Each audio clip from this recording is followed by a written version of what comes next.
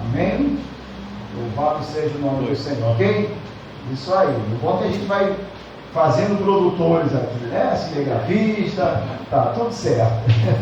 A paz do Senhor para a igreja. Amém. Amém. Louvado seja o nome do Senhor. Mais um domingo, né? Quero só cumprimentar também as pessoas que estão em casa, porque vão estar assistindo pela internet. Que Deus abençoe você. E mais uma vez, muito obrigado por você estar acompanhando, por você estar lá se inscrevendo no nosso canal do Estudo Bíblico, lá no YouTube, amém? Então, como sempre eu falo, no final tem sempre lá o link para você entrar, para você baixar o livro. Então, fique à vontade, né? E seja muito bem-vindo em nome de Jesus Cristo. Hoje, nós iremos estar aprendendo aqui a lição número 12, com o tema a conduta do crente em relação à família. Essa é uma lição muito boa, eu estava lendo, estudando, e realmente, sabe, a família, principalmente a família de Deus, tem a necessidade de saber, sabe, se ela pudesse ler, se pudesse reler, para poder começar a praticar. Porque aquilo que nós falamos semana passada sobre a questão daquelas 3 letrinhas, né, o chá, lembra do chá que eu falei aqui? Que um é o conhecimento, que é o ser, vem o H, que é a habilidade, né? E vem o A, que é a ação. Então você aprende, você desenvolve a habilidade e você pratica. Então esse é o chá que nós temos que aprender todo dia e lendo a Bíblia, amém, todo dia também, tá? Então vamos lá para o textual. Por isso, deixará o homem seu pai e a sua mãe, e se unirá à sua mulher, e serão os dois numa carne. Está em Efésios capítulo 5, versículo 31. A verdade prática: Deus estabeleceu o casamento monogâmico, heterossexual e indissolúvel, isto é, a instituição da família para a glória do nome dele. Amém. Louvado seja o nome do Senhor. Leitura bíblica em classe, nós iremos ler Efésios capítulo 5, versículo 21 ao 33, e depois o capítulo 6, do 1 ao 4. O 21 do capítulo 5.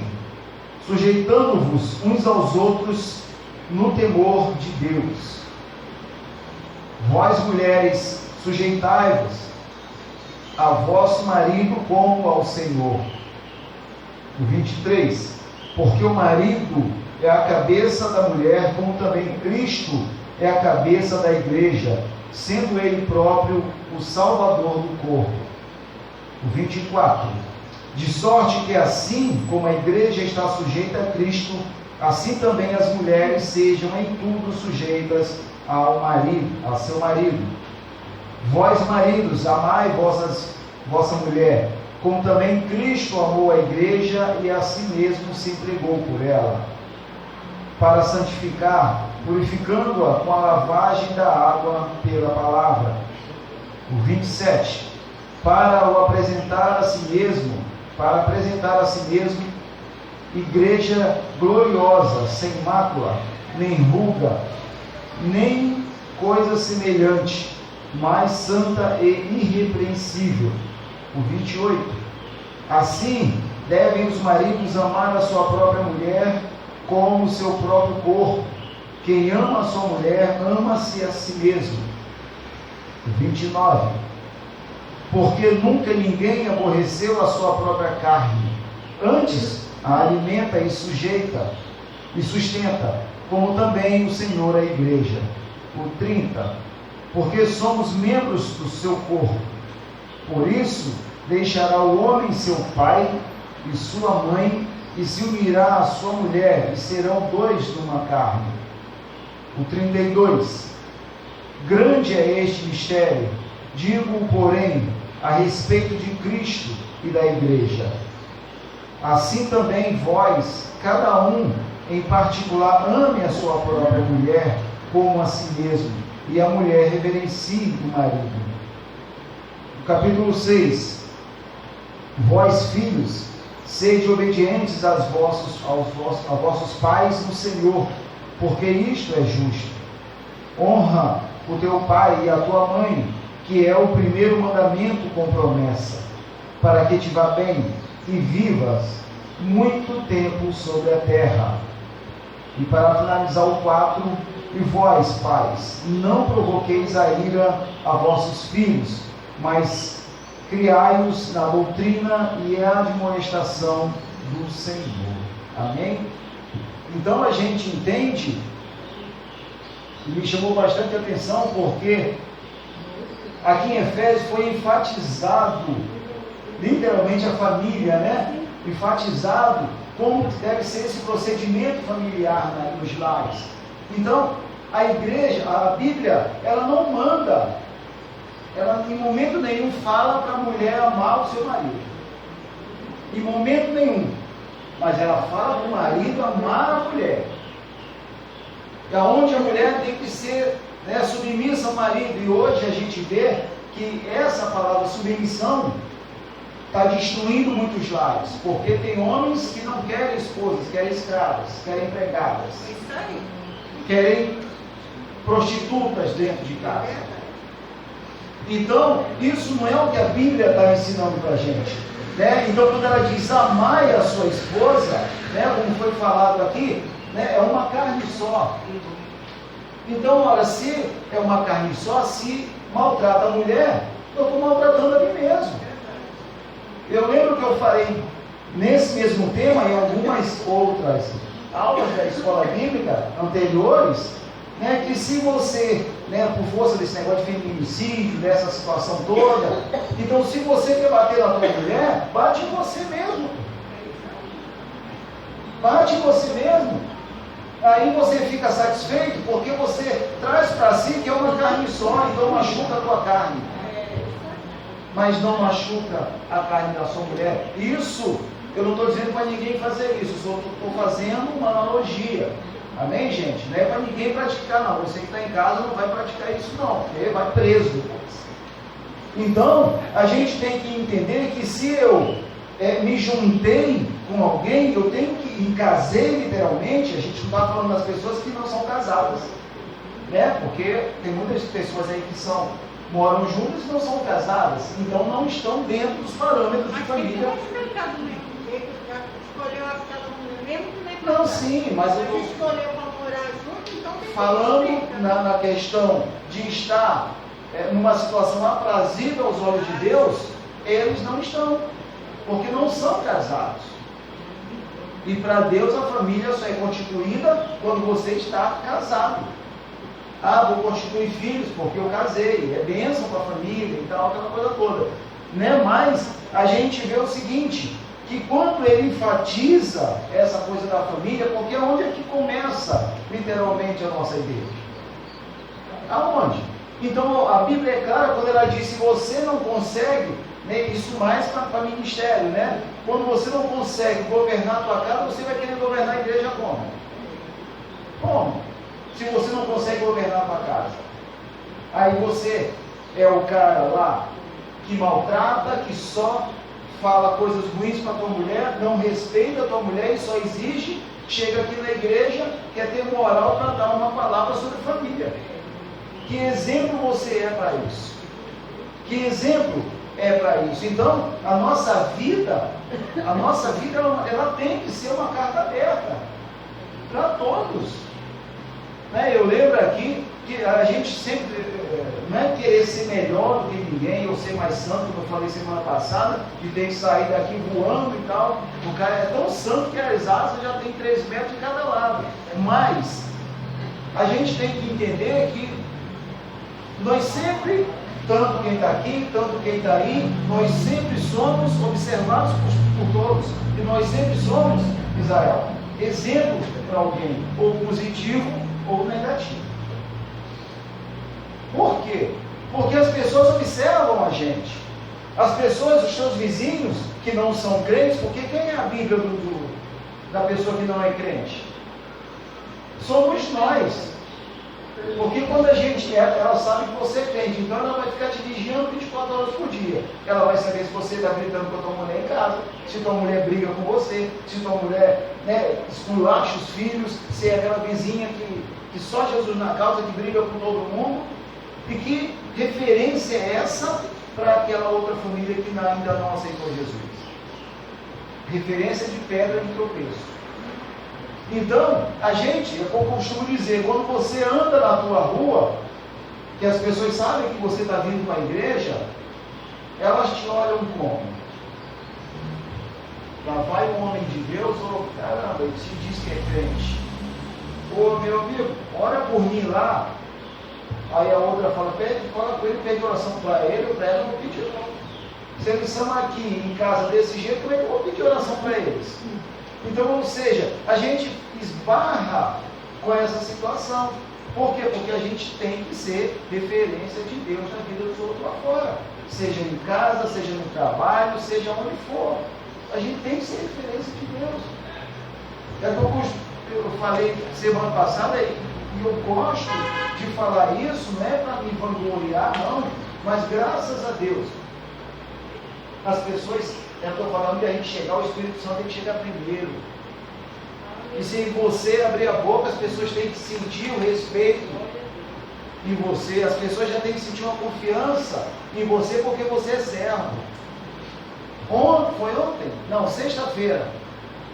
Eu estava conversando lá com o pessoal no trabalho, aí tem a moça daqui que é do Serviços Gerais, tem a outra lá. Aí eu descobri que tem uns 5 mais ou menos que são cristãos também. E aí a gente conversando, eu mostrei o canal do YouTube, aí aquela coisa, poxa, que bom que a gente tem um pastor aqui. Olha a situação. Aí eu falei assim, não, diácono.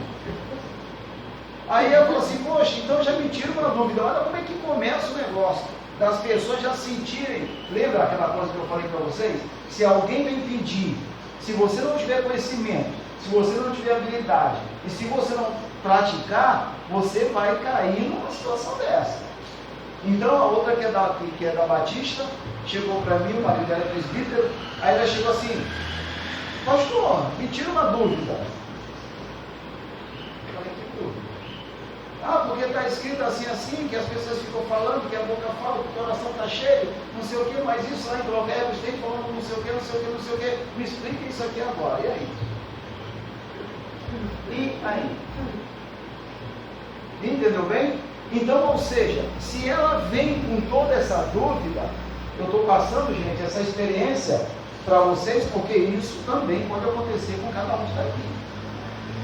Então, quando ela veio com essa sede de querer saber, falei, então beleza.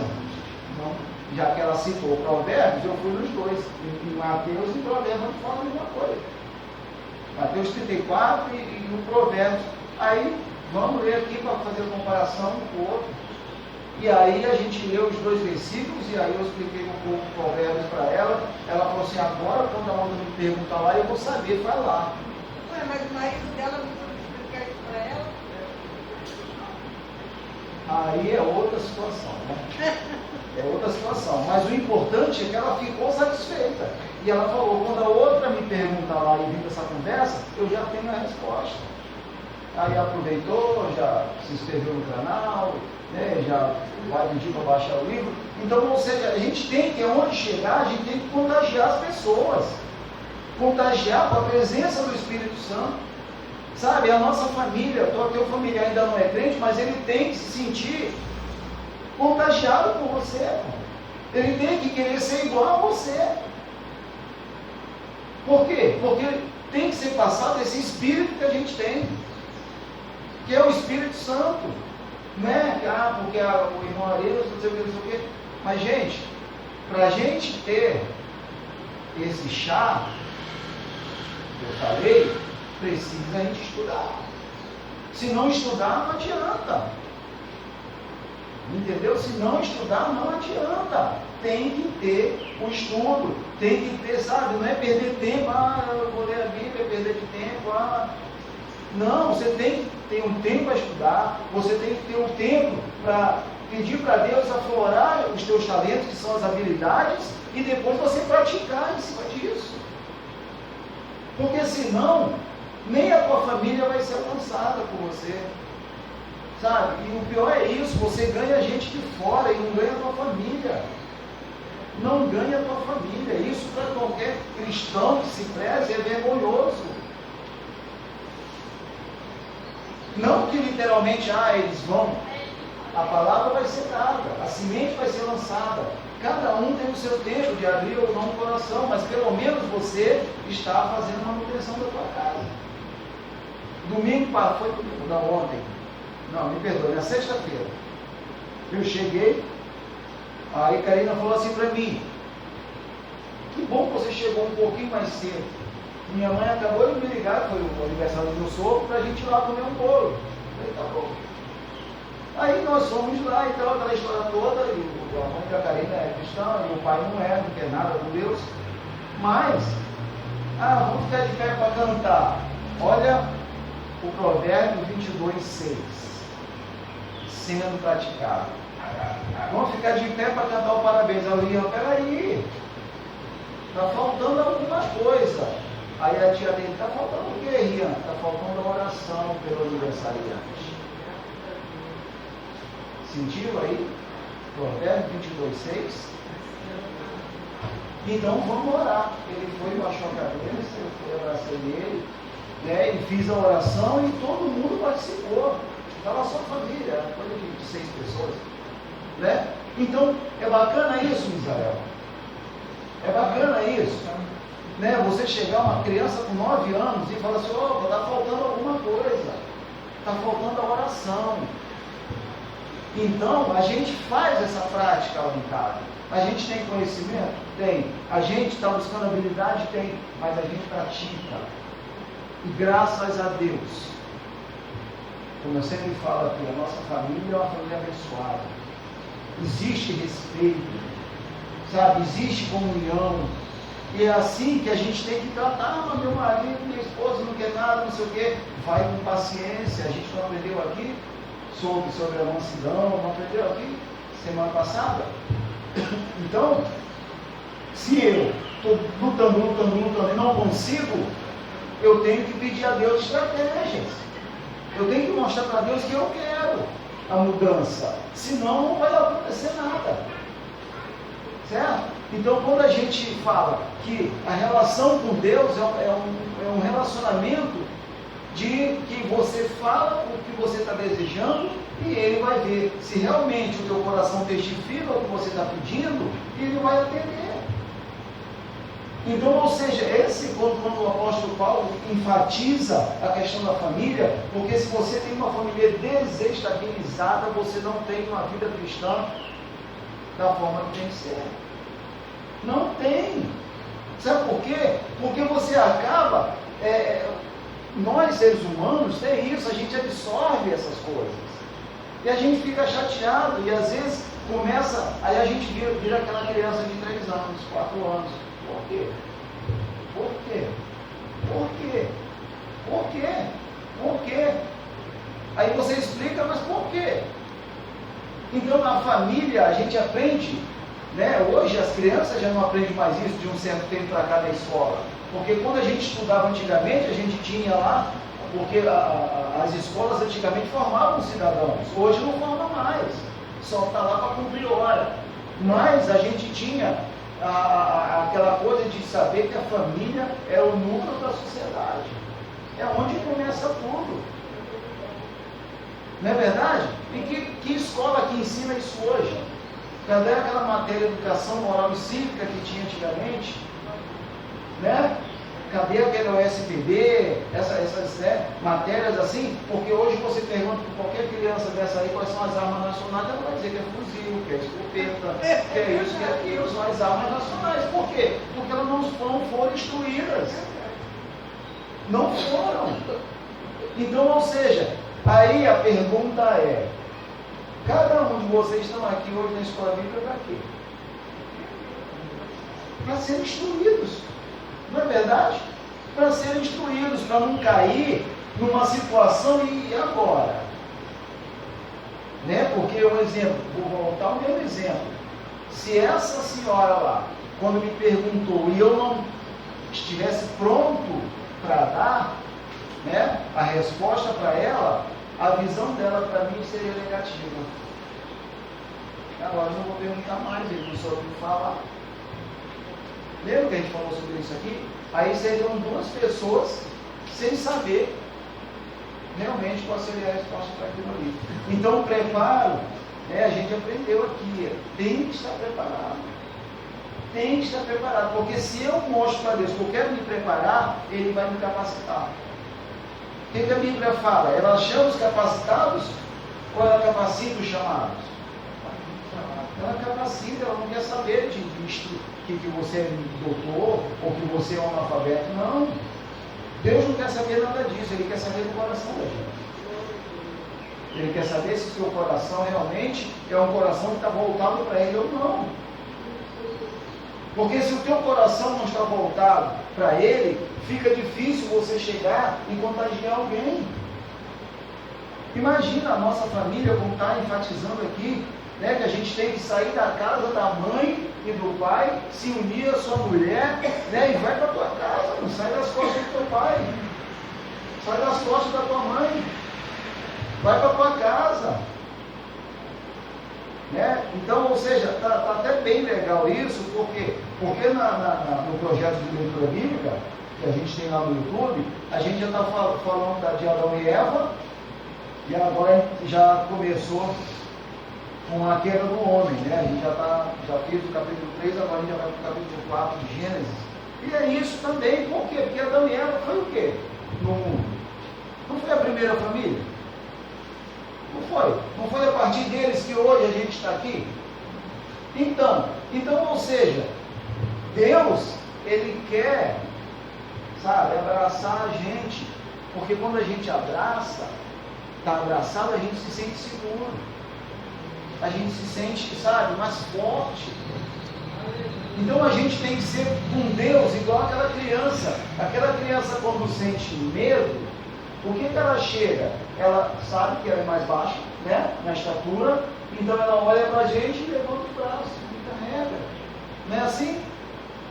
Não é assim que faz, estou cansado. Aí ela já começa a levantar os bracinhos para a gente carregar ela. Ela está cansada. E aí a gente vai lá e carrega. Agarra nas pernas e empaca que não vai nem para frente nem para trás. Isso aí. E aí depois que ela se sente acolhida, ela dorme. É assim que Deus quer que a gente seja. A palavra não diz lá, deixar de ir as minhas criancinhas. Não é assim? Está dando uma referência. Aqui é embaixo. Então, Deus quer que nós sejamos assim. Sabe? Essa criança que sempre está precisando, sempre está necessitando de um acolhimento. E você vê que é agradecida, Misael.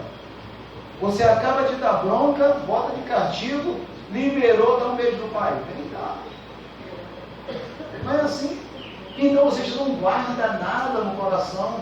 Lógico, depois vai crescendo, vai tomando conhecimento, e aí começa, né, às vezes as rebeldias, mas a gente entende que é isso. Então Deus, quando o apóstolo Paulo está falando aqui, em relação à questão da gente estar se sujeitando uns aos outros, quando eu me sujeito a outra pessoa, eu não posso ficar olhando só os defeitos dela. Eu não posso ficar só apontando os erros que ela tem, e eu não tenho erro. Eu não tenho defeito.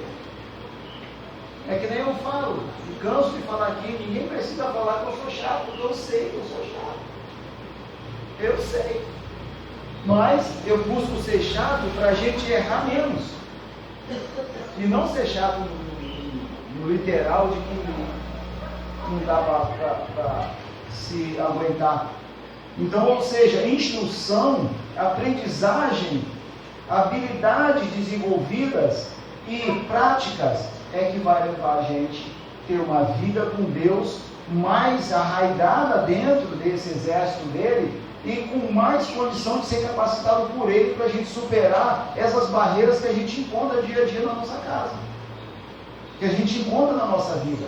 Se não, meu amigo, eu tenho pavio curto e vai tudo para o espaço. Enquanto o pavio está longo, você pode, e acendeu, você pode correr e pisar nele lá, jogar uma água que ele vai apagar. Agora, se ele está muito curto, acabou a história. Mas a vida hoje, como é que ela está? Está difícil de se viver, irmã Maria? Né? Então a gente vê que sempre esteve difícil.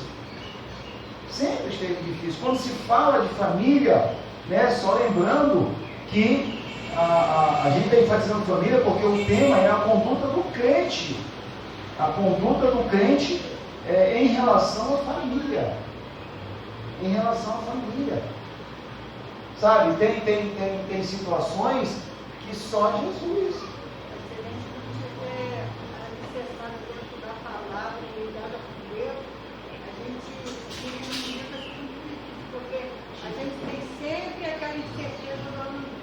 Isso é verdade. A gente vive de um jeito que a gente tem que viver assim. A gente não sabe o que vai ter o amanhã, o que vai ser o amanhã. Muito difícil. Por isso que a gente tem que estar sempre preparado. Tem que estar pedindo sempre direção a Deus, força a Deus, para poder. Porque senão a gente até tem muita gente até que enlouquece. Porque a Bíblia é clara quando ela diz para a gente viver o dia como se fosse o último, com toda intensidade, porque amanhã Deus pertence. Eu não sei o que vai acontecer daqui a 10 minutos na cama. Será que eu vou chegar em casa? Ou será que Jesus vai estar voltando? Eu não sei. Não é? Principalmente pelas coisas que tem acontecido. Isso. Então a gente tem que estar alicerçado literalmente. Vamos aqui para o objetivo geral, que é mostrar que o relacionamento harmonioso está incluído no projeto divino para a família cristã.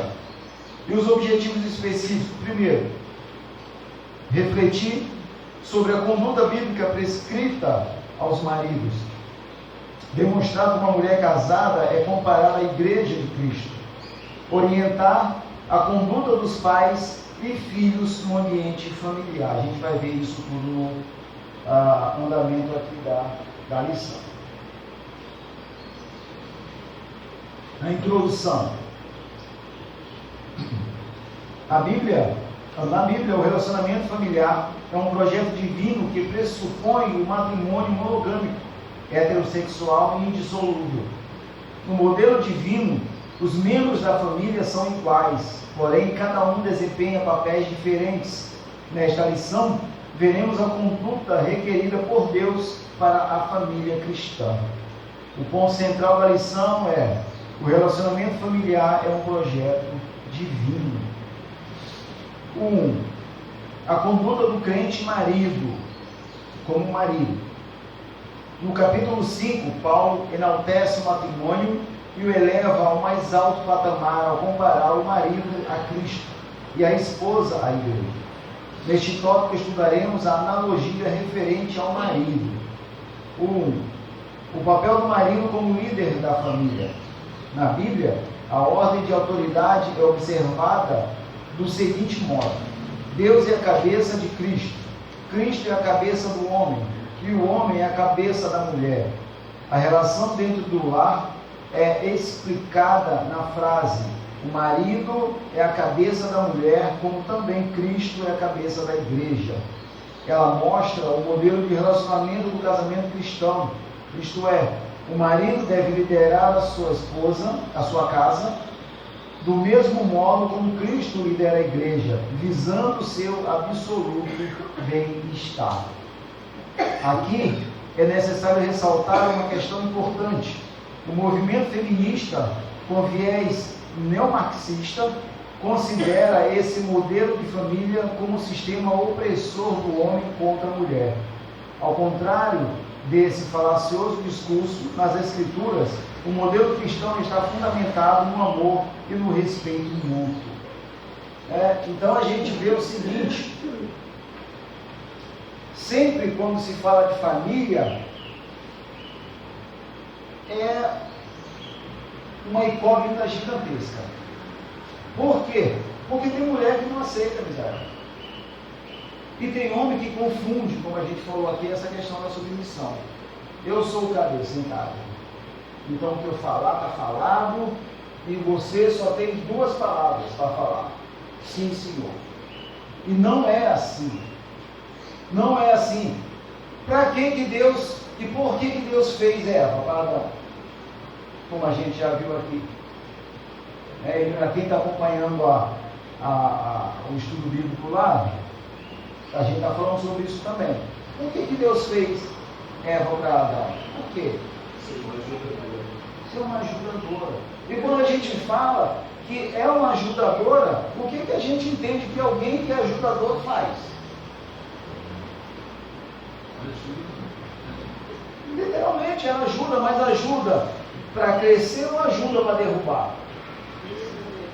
Aí depende muito da pessoa. Não, sim. Tem pessoa que está do lado do outro só em vez Não, de sim. levantar. Mas é justamente por isso. Porque tudo tem os dois lados, o pós e o contra. Então a mulher cristã, a mulher serva do Senhor, ela tem que ter essa consciência. Às vezes o próprio marido, que é cristão também, é servo de Deus, né, é o que eu falo sempre. Tem mulher que o marido chega em casa, ela, já chegou conta de luz, já chegou isso, o cara, ela não quer nem saber se o cara veio estressado ou não.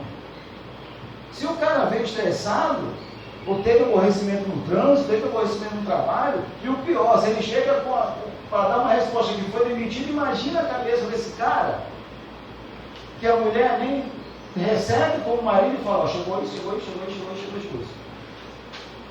Como é que vai ser essa reação desse marido? Essa mulher foi sábia? Porque a Bíblia fala sobre isso, não fala? Que a mulher sábia, ela edifica a casa, e a insensata destrói. Então, beleza, tem um montão de coisa para falar, mas, sabe, como é que foi seu dia? Recebe lá, poxa, como é que foi? Tudo bem? Dá um beijo, dá não sei o que, deixa o cara tomar banho, deixa relaxar, depois você joga a goma, bota ele no campo minado e joga a goma, mas ele já relaxou. Da mesma forma também o marido, quando a mulher chega em casa, a mulher hoje trabalha, né? Então, ora, se ela recebe ele dessa forma, que tipo de reação ela quer desse homem? Que tipo? Mas o cristão não tem dívida, o cristão não é demitido, o cristão não se aborrece, o cristão não tem raiva. A gente é blindado dessas coisas? Nós somos blindados dessas coisas? Claro que não. É da mesma forma, o cara chega aborrecido em casa e a mulher está lá, recebe, meu amor, você chegou, tudo bem? Não quero conversa não. Me aborreci, estou estressado e me deixa de lado. Está certo isso? Está certo também essa coisa que o cara chegou, a mulher está recebendo bem e o cara já vem com 50 pedras jogando nela? Então, ou seja, tudo isso, se a gente quer a nossa família abençoada por Deus, a gente tem que fazer aquilo que apraz aos olhos dele. Como diz, mas tem as feministas agora, que quer, e não sei o que, deturpa a cabeça das mulheres. Deturpa. E aquelas que vão na onda, acabam realmente entrando para isso que agora virou moda. Porque como é que é o casamento que Deus quer? Não é monogâmico? Não é heterossexual? Não é? E o que a gente está vendo aí que está acontecendo demais, que virou moda? Então agora é muito bacana eu estar falando que eu sou do gênero A, do gênero B, do gênero C, eu quero respeito. Vocês têm que me respeitar, porque se não me respeitar eu vou lá na delegacia de uma parte, vocês vão ter que responder, mas cadê o respeito do lado contrário? Você vem com tua filha ou com teu filho e chega ali na frente, vê dois homens se beijando, duas mulheres se beijando, e ele vai parar e vai falar assim... Aqui nesse condomínio onde eu moro, tem vários casais, e dois homens e duas mulheres. Então, aí como é que fica a cabeça dessa criança? Que ela vai te perguntar. E se você não falar, ela vai aprender onde não deve, que é fora de casa. Vai aprender fora de casa. Aí depois você fala, ela chega com esse conhecimento que ela aprendeu fora, e aí quando ela manda dentro de casa, você até se assusta quando você aprendeu isso. Quem que te falou isso?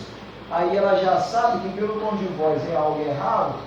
Eu ouvi, ninguém me falou não, eu assisti, não sei o quê. Por isso que a gente tem que vigiar. Porque que as crianças ficam vendo na internet com quem que elas estão conversando e a internet está aberta para todo mundo, meu. E as pessoas, esses pedófilos, essas pessoas não estão brincando não.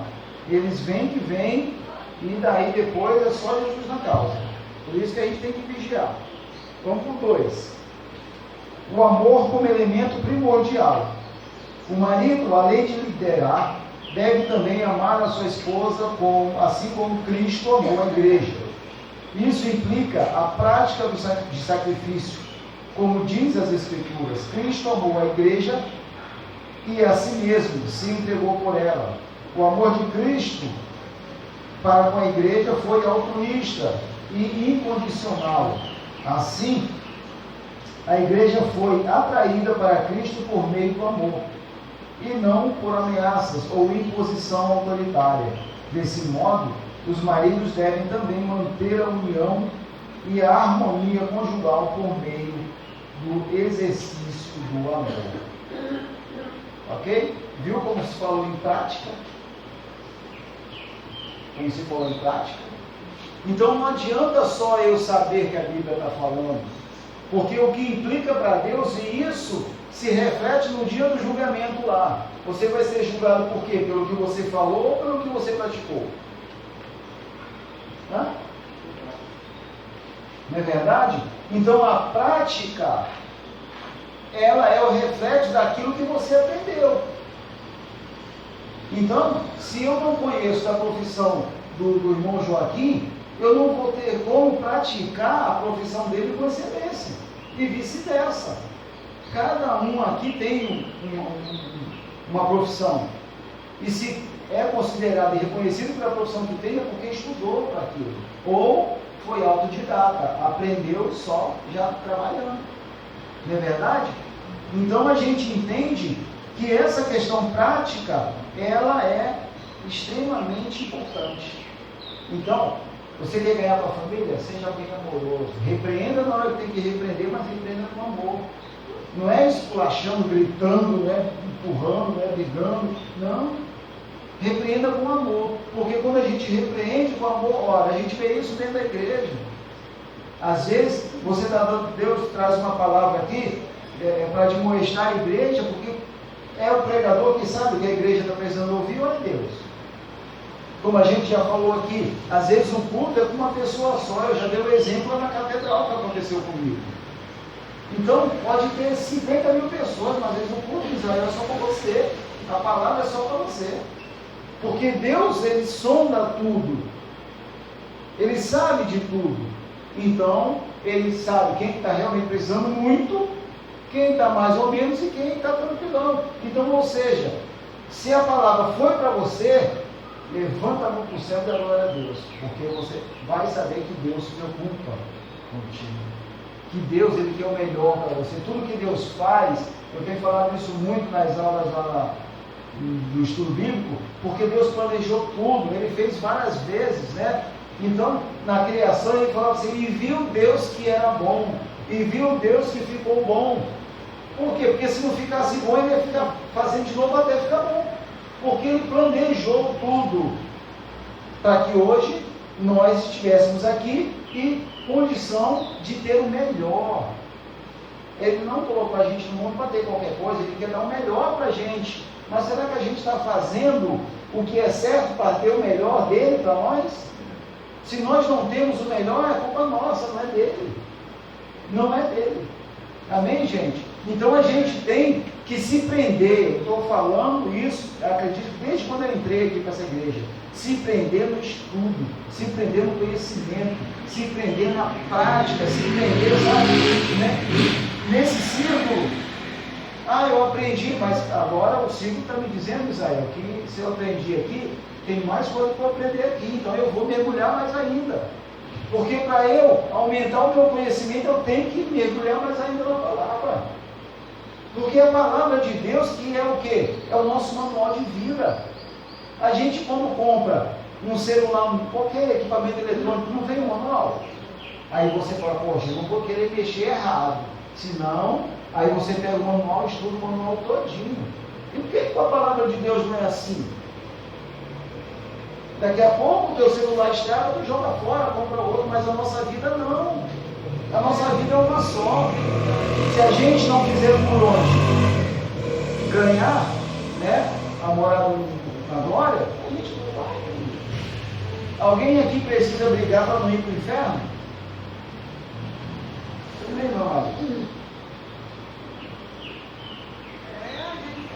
Brigar não, mas a gente tem que matar um leão por dia. A Bíblia diz para a gente o Porque seguinte. a gente tem que estar ligada com Deus mesmo. A Bíblia diz o seguinte, como é que a gente, o céu é tomado com o quê?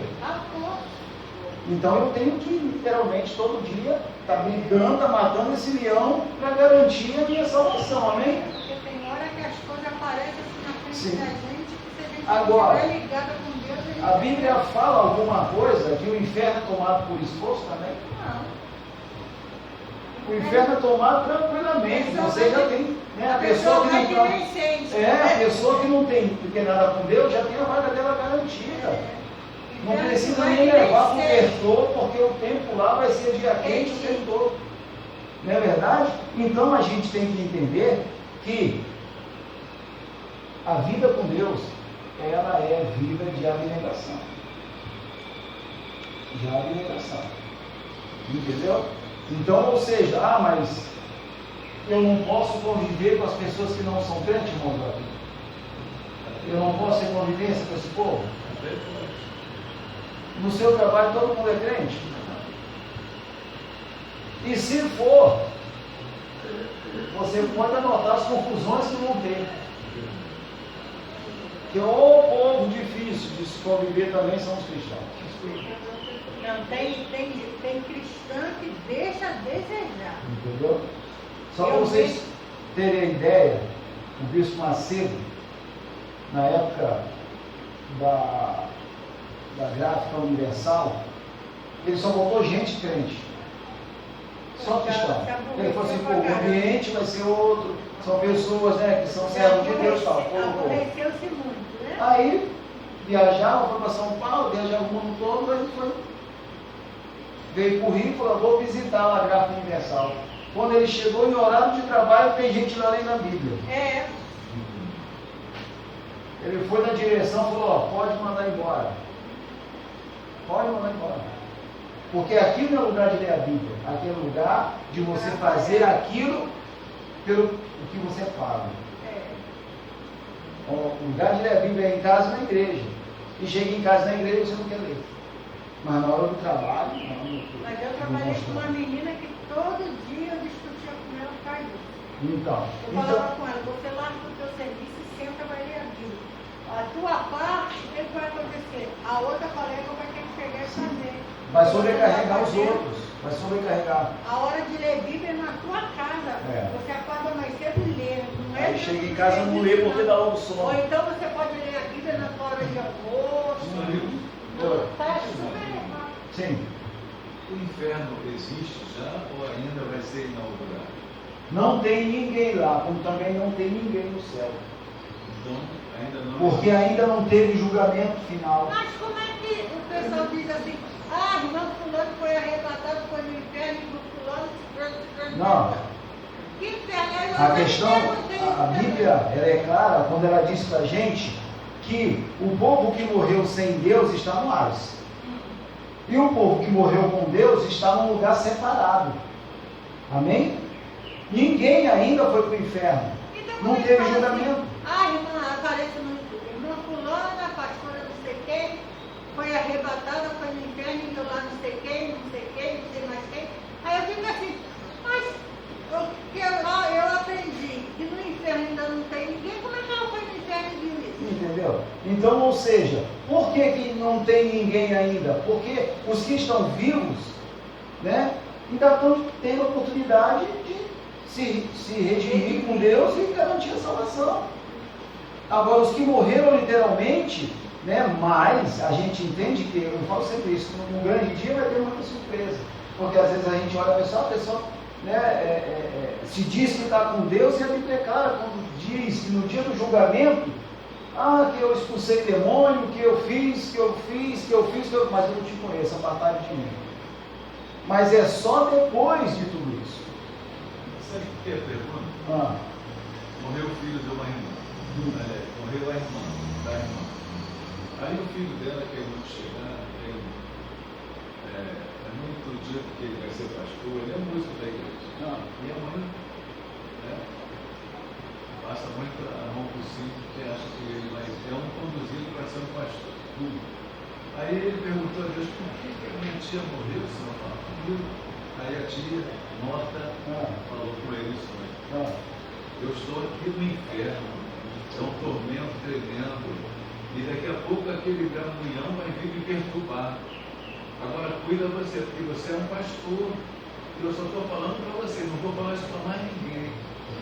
Aí a irmã me falou para mim, o inferno não foi inaugurado, aí ficou uma confusão só. Mas a confusão, irmão Joaquim, a confusão fica por falta do ser do chá. Exatamente. Aí eu falei assim, bom, vou tirar a dúvida com o pastor, eu faço. Entendeu?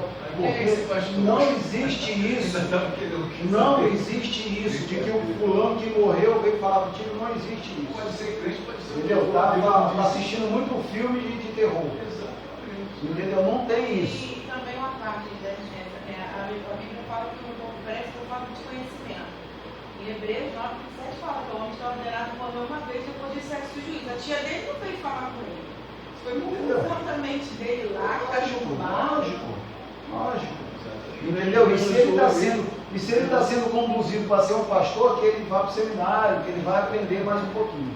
Senão, meu Deus, vai complicado para ele. Aí a outra viva, né? Tá vendo? O que é pastor mesmo? Porque confirmado por um mundo que não fala, tá dizendo aqui. Olha, são muitas coisas. É por isso que quando eu vejo alguma coisa na internet, eu tenho que analisar muito. Porque tem gente que está cheia de poder. Né? Tem uma lá na Vila Kennedy que falou assim, minha tia mora lá em Belém, lá em Manaus, melhor. Se ela chegar na tua frente e olhar para você e ver alguma coisa, ela já vai dizer, vai acontecer isso, você vai morrer, 3 dias depois está morto. Eu falei, caramba. Mas o temor também faz isso. Que boca é essa, né? Porque a palavra é clara que a gente não pode agradar a dois senhores. Então como é que você usa a sua boca para abençoar e você ao mesmo tempo vai estar usando a sua boca para amaldiçoar? Deixa eu falar só uma palavra com isso. Eu e a minha esposa éramos lutando. Ela incorporava uma entidade que era vidente, que via tudo. Mas ela só via coisas de morte. Na rua ela já revelou 4 pessoas que morreram. E ainda veio avisar ela, fulano, acabou o tempo de fulano, vai morrer, daqui a pouco vem a notícia. Quem somos nós para ter esse poder? Quem somos nós para ter esse poder? Eu falo para ele, né? Jesus falou que ele veio para dar vida e vida com abundância. Entendeu? Então quem somos nós para ter esse tipo de poder? Então, ou seja, se você não tem conhecimento, você vai aceitar. Vai aceitar, não tem para onde correr. Vamos aqui para o 3. O cuidado do marido à esposa. A Escritura enfatiza que a esposa é parte do marido ao declarar: quem ama a sua mulher, ama-se a si mesmo. Acrescenta ainda que toda pessoa mentalmente saudável cuida do próprio corpo, o que significa que o marido deve dar atenção à sua mulher do mesmo modo que atenta para consigo mesmo. Isso implica proteger a esposa e prover-lhe uma vida digna. Essas ações de cuidado não se limitam apenas a provisões materiais, mas igualmente ao afeto, à consideração e à honra, dentre outras. Tal demonstração de amor deve ser sincera, tanto em público quanto em particular, de modo permanente enquanto ambos viverem. Longe, fora de casa, na frente dos amigos, meu amor, que mulher mais linda, que bênção de Deus na minha vida, igreja, essa é minha mulher, esse é meu marido, passou do portão para dentro, como diz um colega meu, os bichos crescem. Quando conheceram a minha gatinha, Aí tinha aparecer. Agora é uma onça, né? É uma anta, é uma vaca, não é assim? A gente consegue fazer mais, né? Mas é. E chega na igreja e não vou. Não é verdade? Então, ou seja, a gente tem que ser verdadeiro, Israel, em tudo que a gente faz. Por isso que eu falo, a nossa vida é uma carta aberta. Quando eu enfatizo aquilo que como se vive lá em casa, não é para crescer melhor do que ninguém, não. É porque, eu já falei com a Karina, essas coisas, eu não vou perder minha salvação por força de ter que estar vendo que você está praticando coisa errada e eu não vou te repreender por causa disso, por força disso, e vice-versa. Ora, se a mulher, como eu falo, que nem outro dia eu falei para ela, um dia que a gente veio para cá, para a escola, eu fui para o culto, eu lembro que eu falei assim, ó, a gente veio para o culto hoje, não sei se vocês lembram. Mas eu não consigo guardar muito tempo. Eu fico chateado, me isolo, daqui a pouco eu vou lá, né? Aí ela fica toda calminha, né? Que é isso, que é aquilo, que é dar aquilo, que é jeito. Porque sabe que o clima fica ruim dentro de casa. E nós somos seres humanos. Entendeu? Agora, se eu valorizar isso, Misael, é que nem aquele telefone sem fio. Ou empurrou a mulher. Quando chega na 10ª pessoa, já deu um tiro na cabeça dela. Sabe aquele telefone sem fio? Né? Então, ou seja, e ela sabe que, é o que eu falo sempre, roupa suja a gente lava dentro de casa, o vizinho não precisa saber do problema que a gente está passando. Não precisa. Então não grita, fala baixo, estou pertinho de você, não grita não. Porque eu, quando fico chateado, quanto mais chateado eu fico, mais baixo eu falo. Se fosse pouco, todo mundo fosse assim. Porque a gente não sabe até onde a gente vai no marido. A gente se surpreende com nós mesmos. Eu não tenho coragem de fazer, não tenho coragem porque você está tranquilão, eu quero ver você no fogo na hora. E às vezes certas palavras dói mais do que se pensar. Sim. Aí o diabo já está, ali, o negócio está ficando bom para mim. Então eu vou botar mais um pouquinho, já está a pólvora aí no fogo, eu vou botar mais um pouquinho de pólvora naquele negócio, em vez de dar um palito de fósforo para ele, eu vou dar um lança-chama. Às vezes as pessoas falam naquele outro que aquela palavra machuca. E demora para machuca. Então a gente tem que ter muito cuidado com isso. É fácil, Israel, isso? Não é fácil para ninguém. Não é. Lidar com o outro que teve uma criação totalmente diferente de você, sabe? É complicado. Você vem de uma sociedade matriarcal, então a mulher vem de uma sociedade patriarcal, ela vai querer mandar na tua casa. Se você não deixar. Se você deixar, no caso. Então, isso acontece muito. Um exemplo, a minha cunhada ela é policial. Teve uma situação que ela chegou para o marido e falou: tu vai embora daqui hoje. E ele é servo. E ela não acompanha ele. Tu vai embora daqui hoje. Aí ele ligou para a sogra foi lá, conversou com ele, aí ele ligou para mim: está acontecendo isso, tem como você conversar com ele? Você entende? Eu fico tão feliz com isso. Você entende a referência que você tem que ser? Ele ligou para ela. E ela ligou para mim para ver se eu poderia falar com ele. Olha só, isso é respeito. Sabe? Isso é certeza de que você tem algo de Deus para ajudar. Aí eu falei: pode mandar ele vir aqui em casa, acabei de chegar. Aí ele chegou, meio sem graça e tal. E aí eu conversei com ele e expliquei para ele. Nós dois, gente, graças a Deus. Entendeu? E sempre está me ligando: hoje eu não sei se isso. Se a gente tem o Espírito Santo, a gente vai passar esse Espírito para lá, para eles, para que a harmonia dentro de casa, a harmonia dentro de casa só tem quando a tua casa é cheia do Espírito, é cheia da presença de Deus, não adianta. Sabe, porque se não tiver, é confusão, meu amigo. É confusão certa, brava, tumulto. Aí tu vai dormir na sala, aí a mulher está sozinha lá no quarto, E aí fica essa brigalhada, acorda, sai, ninguém fala com ninguém, que vida é essa? Que casal é esse? Né? Quando a Bíblia nos ensina ainda que diz que os casais não podem ficar muito tempo separados, a não ser que seja com propósito, né? de jejum, de oração, propósito com Deus. E mais, irmão Joaquim, você chega para a tua esposa e fala, olha, eu vou ficar uma semana, vamos fazer uma semana de oração aqui. Se ela não concordar, vai valer alguma coisa? Não vai valer. Você pode até fazer, mas não vai valer. Porque não houve concordância. Não houve. É uma carne só, os dois. Então, se não tem concordância, a Bíblia fala o que para a gente em relação à concordância? Né? Se ligares da terra, vai ser ligado aonde? E se desligar da terra, vai ser desligado aonde? Se eu ligo, eu estou concordando na resposta, né, daquela ação que eu estou fazendo. Se não tem, como é que vai acontecer? Como é que Deus vai agir?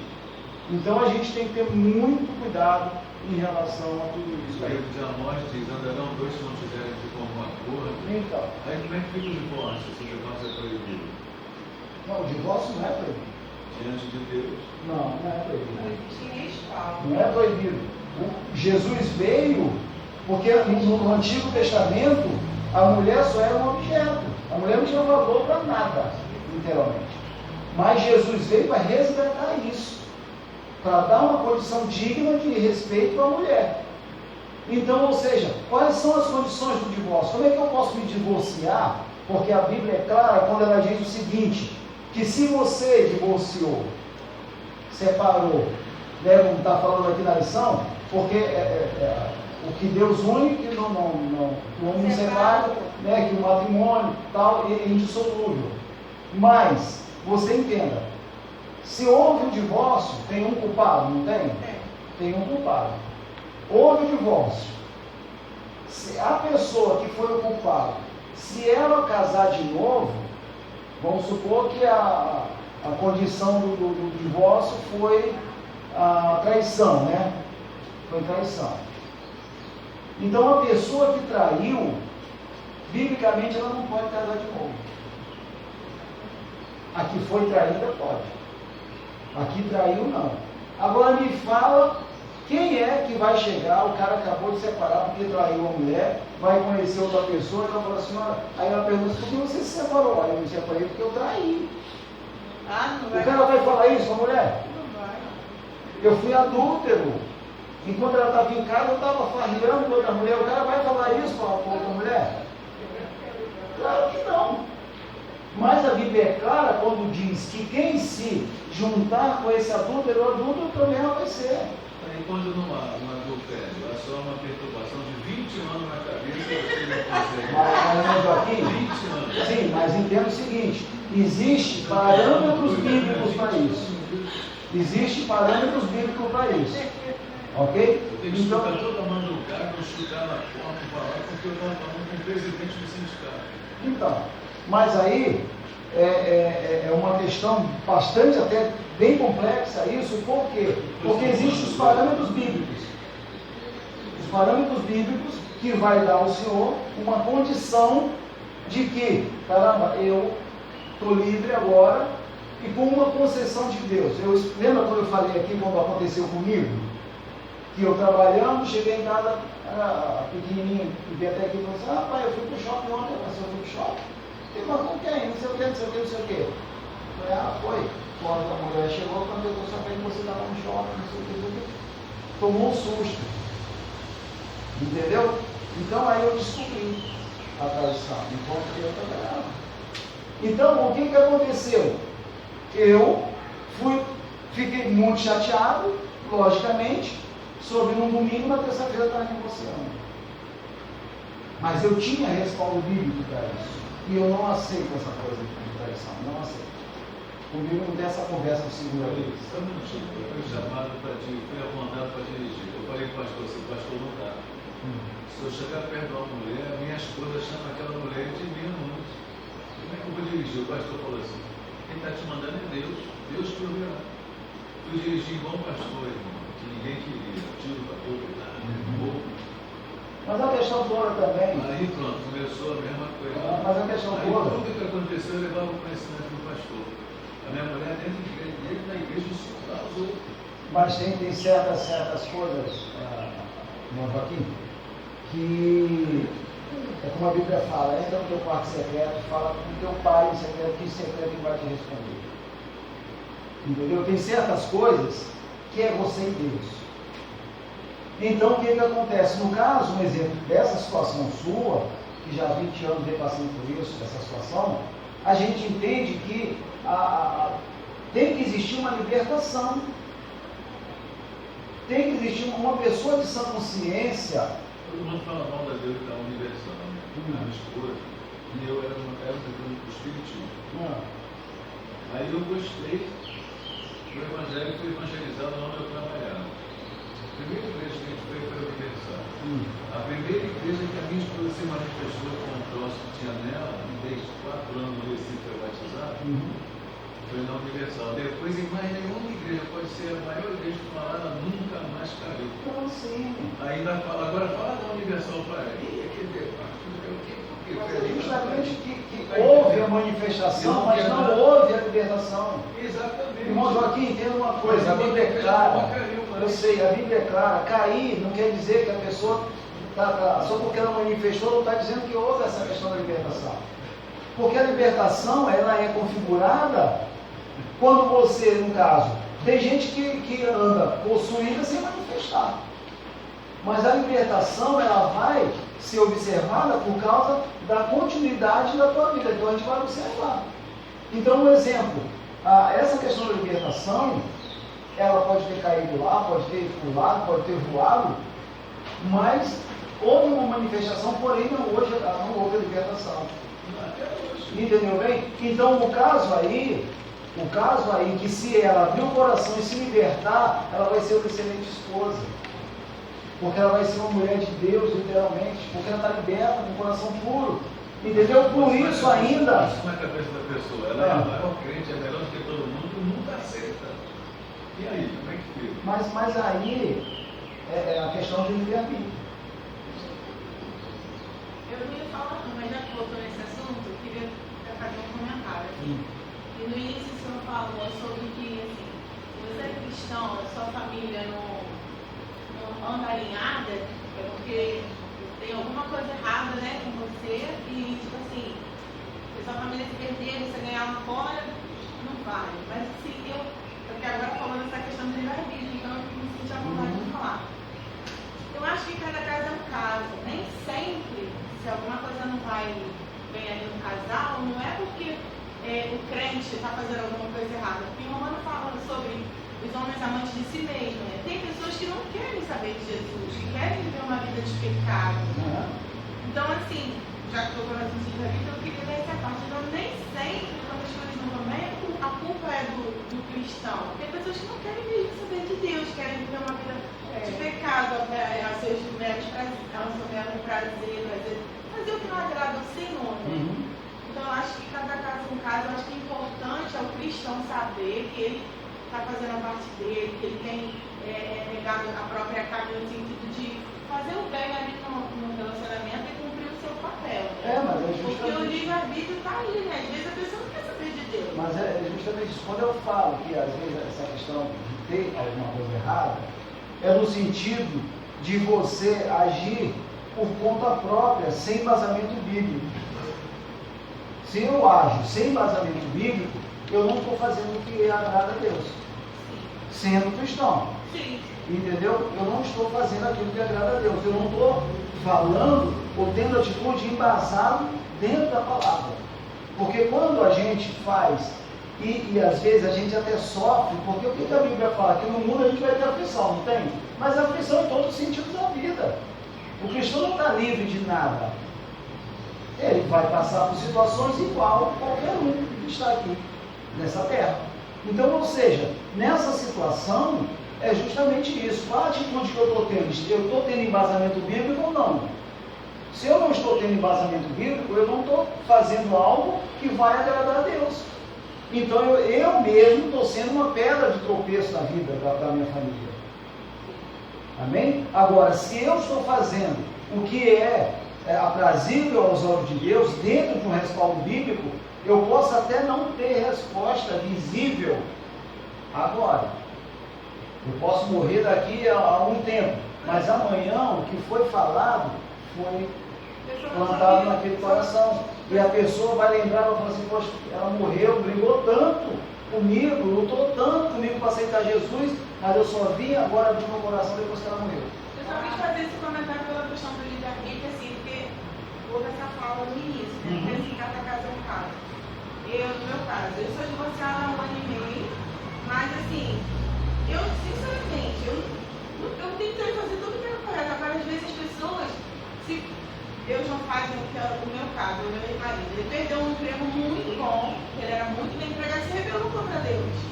Saiu da igreja, começou a aprontar todas. Então, assim, como ficar num relacionamento onde a pessoa não quer saber de Deus, onde faz coisas que a Bíblia te dá respaldo? E não foi assim coisa de 1 mês, 2 meses, foram muitos anos. Então, acho que cada caso é um caso. Eu quis abrir esse parênteses porque eu achei uma fala assim muito. Não, sim. A fala inicial foi muito assim. Como se a culpa não, como se a responsabilidade do casamento fosse só do cristão. Então eu falei assim, então não entra nisso.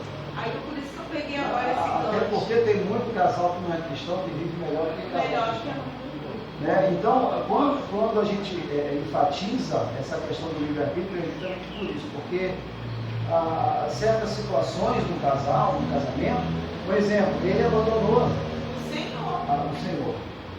Ora, Deus, ele perdoa da responsabilidade do que ele fez, ele vai pagar. Só que aí, nesse caso, a gente vai lá, não é casado, mas é da família, o filho pródigo, me dá aí a parte, e agora eu vou curtir. Voltou como? Vou pedir pelo menos que meu pai me aceite como empregado. Porque estava comendo igual os porcos comiam, né? Ou seja, o cara que tinha uma vida abençoada foi passar o que passou porque queria a liberdade dele. Então, ou seja, dentro dessa situação é a mesma coisa em relação à questão do irmão aqui. Entendeu? Então, ou seja, abandonou. Mas chega uma hora também, né, porque a Bíblia é clara quando diz que quando você é casado e o teu marido ou tua esposa não é cristão, não é servo de Deus, mas ele permite que você vá para a igreja, ele ou ela é abençoado pela sua fé. Amém? Então, você está na igreja, certinho, então ele está sendo abençoado. Ela está sendo abençoada, o cônjuge está sendo abençoado por força da sua fé. Agora, nessa condição de, poxa, o cara já está na igreja, abandonou Jesus, e tal, ele vai ter que pagar por esse abandono. Entendeu bem? Mas ele não vai ter outra chance? Foi vetada totalmente a chance dele voltar para Jesus? Não. Ele pode voltar para Jesus depois. Né? Como eu conheço um casal que aconteceu essa mesma situação, depois ele se reconciliou com Deus e voltou e casou de novo com a mesma mulher. Né? Casou de novo com a mesma mulher. Deixa eu só completar. Para mim, as coisas devem passar. Era Deus é amor. Deus é amor usa muito dom religioso. Quando eu me dirigi, eu sabia que o povo que estava de oração trazia uma pessoa de fora, por exemplo, de Caxias, de São João, bem diferente da localidade, para fazer um culto de oração sem oração. Todos os que vinham só diziam que Deus mandava vigiar que eu podia ser envenenado. Deus mandava vigiar que tinha gente me vigiando quando eu chegava em casa e quando eu saía. A minha mulher mora em quarto separado. Vou falar uma coisa particular, mas ela não vou ver a resposta que Deus me dá. Quando eu dou para a Júlia para perguntar sobre isso aí, eu e minha esposa. Sabe o que Deus falava? Cuide de você, que dela cuido eu. Até hoje. Aí todo mundo que eu levava o pessoal da igreja, o grupo de visita, era o tal de me chamar no canto para me falar assim, eu posso falar uma coisa para o senhor? Sempre separado do senhor. Olha, o senhor não sei como o senhor vai receber, mas Deus vai recolher a sua esposa. Aí eu cansei de escutar isso, até que um dia chegou um outro homem lá que era muito perseverado, o marido de uma pessoa dela também. Então, irmãos, mim, pode fazer o favor de chegar aqui no canto? Pode. Deixa eu te perguntar uma coisa. É para falar sobre a minha mulher que está morrendo? Então não fala não, eu estou há 10 anos falando isso. Se for para isso, então nunca mudava nada. Aí eu fui dirigir uma igreja, mano. Eu nem esperava. Eu não era nem obreiro. Aí eu fui inscrito no curso de obreiro. Aí fui conduzido para uma igreja apontada por Deus. Deus falou que a gente chamava 4 vezes, eu não respondia com aquela língua que era, você está brincando comigo? Não, senhor, eu estou aqui, eis-me aqui. Aí sobrou qual o bom pastor. Eu falei, olha só, eu não posso dirigir bom pastor pelo serviço do não, mas Deus está mandando, eu já coloquei. Mas outra coisa, eu não posso dirigir porque minha mulher é muito problemática. Deus não vai deixar voltar nada. Ele foi inferno na minha vida. Porque toda igreja de amor uma financeira. A financeira para ela era minha amante. Não, chegava dentro da igreja para fazer escândalo. Aí eu chamava o dirigente legal, que era de São João, para falar tudo isso aqui que falava. Deus proverá essas coisas com dirigente assim mesmo. Mas eu sou, é o seguinte, eu sou muito, a Bíblia diz que a gente não tem que julgar, né, o profeta, né? Não tem que julgar a profecia. Mas tem muita profetada nesse negócio. Pode até ter, mas olha só, aí ela falava da própria boca, falava assim, você é super-homem, uma água fervente faz um efeito enorme no ouvido, e você dorme. O diabo Eu fala vou esperar isso. ela o quê? Eu vou esperar ela me matar, eu vou esperar ela botar uma fervente no ouvido. Mas o que falta, literalmente, é a libertação. É abrir o coração e se libertar. Ela é liberta, né? Ela incorporava com toda a entidade que não pode imaginar. Aí o vizinho passa mal demais, eu estava trabalhando ainda, ela me chama, falando, vamos lá que na casa de está cheio de gente. Eu falei, e aí? Vamos lá que não sei o quê. Eu falei, olha só, sempre que eu vou trabalhar amanhã, tenho responsabilidade. Você acha que você é a última Coca-Cola no deserto? Quem vai fazer? Ela está cheia de gente, então pronto. Vou dormir, daqui a pouco estou batendo na porta, já dentro da igreja. Aí, quando eu vejo, quem foi fulano? Está batendo dessa maneira? Vai lá que a tua mulher está precisando de você. Vai lá, eu olhei, a cama está vazia, ela pulou, saiu da cama, pulou o mundo, chegou lá e incorporou com a pomba cheia e estava dando mão soltar. Depois está na igreja. Aí vai falar com o pastor e ele pega. Mas antes, sabe o que acontece? Quando estava no mundo que aceitou, aquele que estava saindo. Só que resolveu abandonar, né, literalmente. Vieram 7 piores. Se vieram 7 piores, as ações são 7 vezes piores daquela. Então, ou seja, a questão da legião. Então, mas isso aí depende da pessoa querer ser liberta. Mas, de qualquer forma, o senhor só não pode deixar isso começar a afligir o seu coração. Como já se acha você começa a bloquear também. Se não pode falar uma palavra que ela sabe. Mas é isso aí. Deus nos dá autoridade para expulsar os demônios. Sim. O homem não santifica a mulher não santifica o seu marido. E se o irmão está com a coisa com a vida de voltar, não tem autoridade para expulsar o demônio pela esposa dele, não. Senão, como é que vai dirigir o trabalho se chegar alguém manifestar o demônio? Mas esse Tem alguma coisa errada. Sim. Mas aí Tem entra que aqui. fazer uma reciclagem, é por isso ver que- aonde que está a brecha para Satanás que entrar. tudo isso que está Porque ela não acontecendo tem está como deixando fazer afligir o seu uma coração. Deixa eu falar uma coisa. Ela está precisando de ajuda. Olha só. Senão todos O pastor falou esses assim. pais que são que entram na igreja, o Espírito Santo não vai poder. O pastor virou para mim e falou assim, mano, a libertação da tua esposa está na tua mão. Eu começava a orar ela. Quando ela percebia, ela levantava, saia de pé. Lógico que ela vai sair para estar Ela incorporada. foi para separar da chave, para não chegar na Tem que dar Deus aonde que está Isso aí. o demônio tem que Mas- sair, em nome de Jesus. Mas vamos voltar aqui que já vai dar 11 horas, senão a gente não Aí tu termina. levou separa dela, numa outra diabo já sabe onde está a fraqueza, entra na outra esposa também para continuar. Isso na tua vida. É isso aí. Não vai Vamos, parar não. vamos aqui para o item 2 aqui agora. A conduta do crente como esposa. A gente falou do marido, agora vou falar da esposa. De acordo com a analogia paulina, em relação ao matrimônio, a mulher casada é comparada à igreja de Cristo. Nesse ponto, veremos a conduta requerida da esposa cristã. O conceito de submissão cristã. As Escrituras ensinam na sujeição de uns aos outros no temor de Deus. Nessa perspectiva, alguns exemplos de submissão são apresentados: das esposas aos maridos, dos filhos aos pais, dos servos aos seus senhores. No caso das esposas, a submissão deve ser assim como a igreja está sujeita a Cristo. Portanto, aqui não se trata de uma sujeição irracional ao domínio de alguém, mas voluntária e de grata aceitação do amor e cuidado do marido. Por isso, nada há de depreciativo nessa conduta, pois retrata o alto nível de relacionamento entre Cristo e a sua amada igreja. O 2 aí, a condição da mulher cristã. Na cultura judaica, a mulher ocupava posição secundária e era parte da propriedade de um homem. Na sociedade grega, as mulheres eram tratadas como inferiores e as esposas eram escravizadas.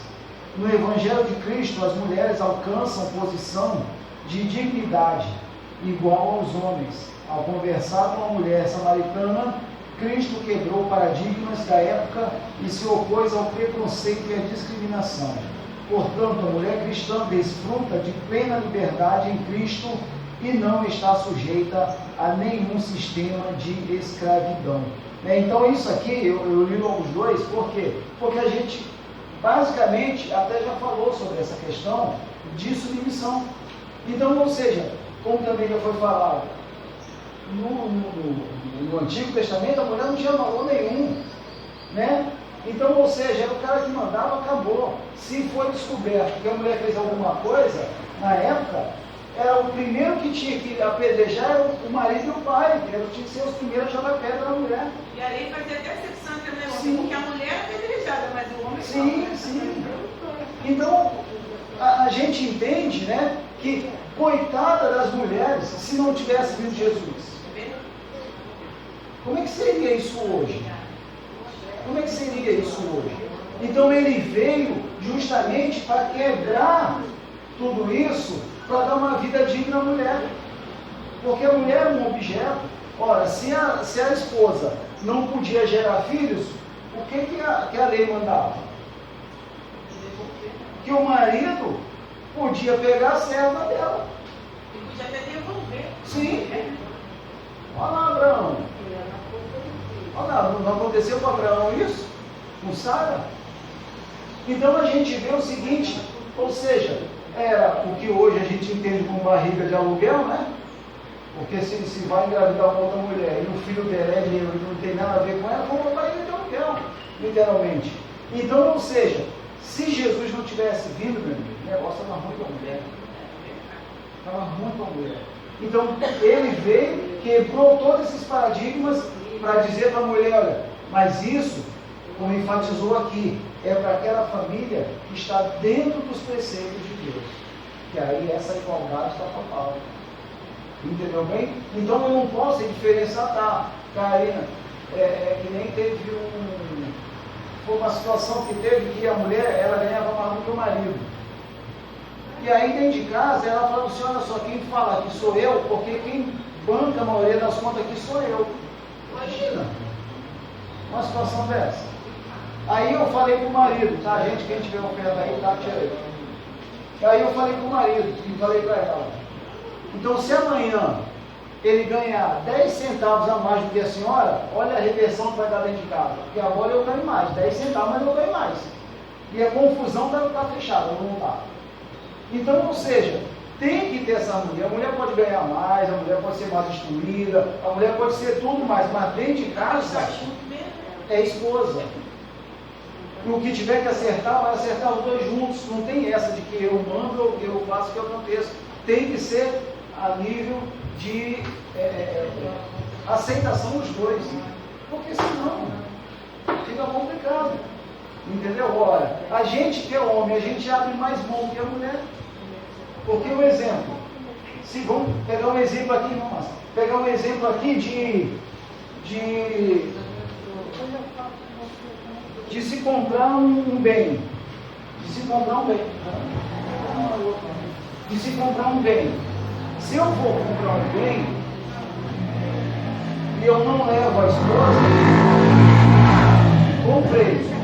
Se ela não gostou, como é que vai ficar essa situação? Se ela não gostou do local, vamos supor que seja uma casa, um apartamento, ela não gostou do local, não gostou do prédio, não gostou de nada, como é que vai ficar essa situação aí de casa? Como? Entendeu? Então, por isso que tem que ir o casal. Porque se a mulher não gostou, o cara não compra. Mas se a mulher gostou e o cara não gostou tanto, ele compra só porque ela gostou. Ele abre mão só porque ela gostou. Por quê? Porque o importante é ver que ela está feliz. Essa é a visão que tem que ser. Amém? Da gente ter um vendo o outro feliz. E aí a harmonia está total. Vamos aqui para encerrar.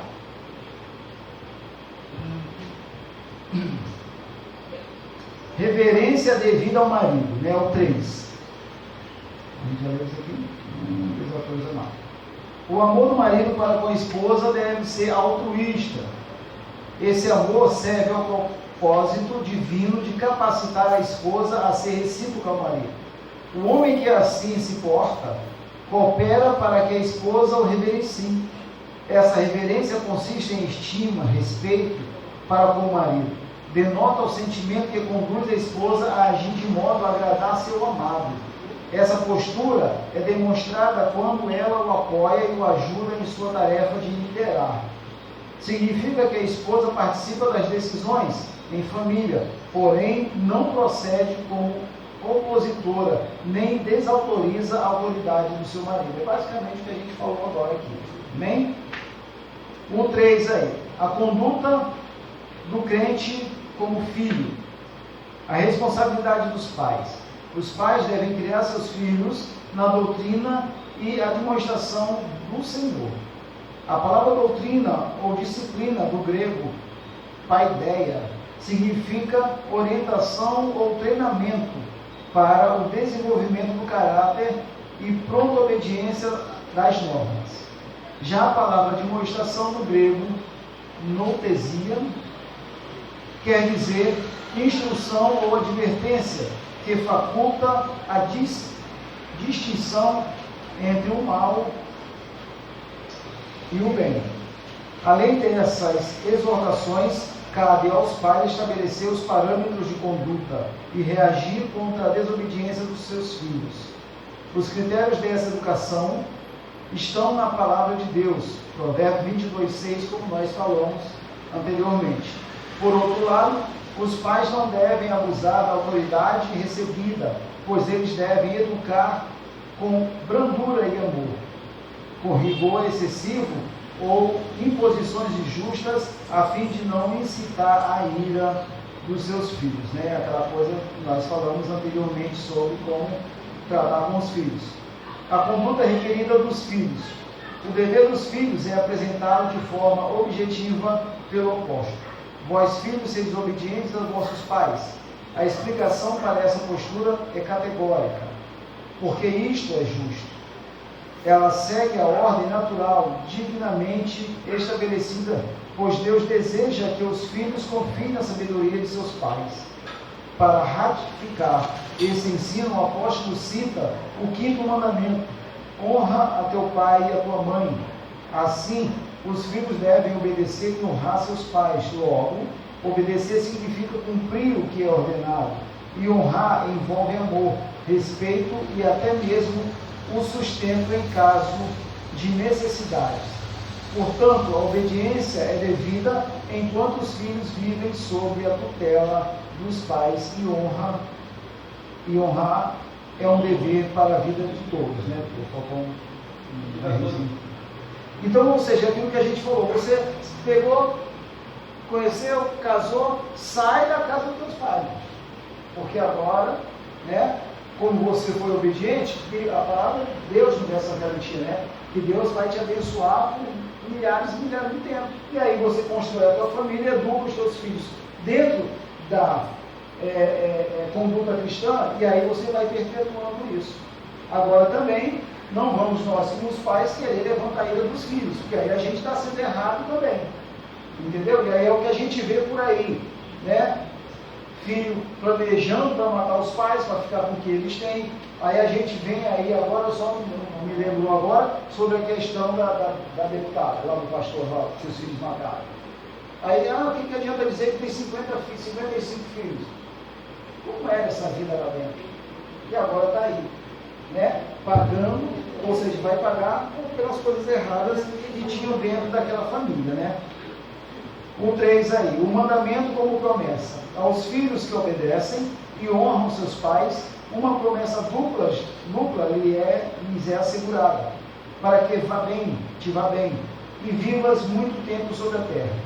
Essas bênçãos incluem prosperidade exterior e vida longa, embora as dádivas espirituais estejam implícitas. A ênfase recai sobre os benefícios materiais.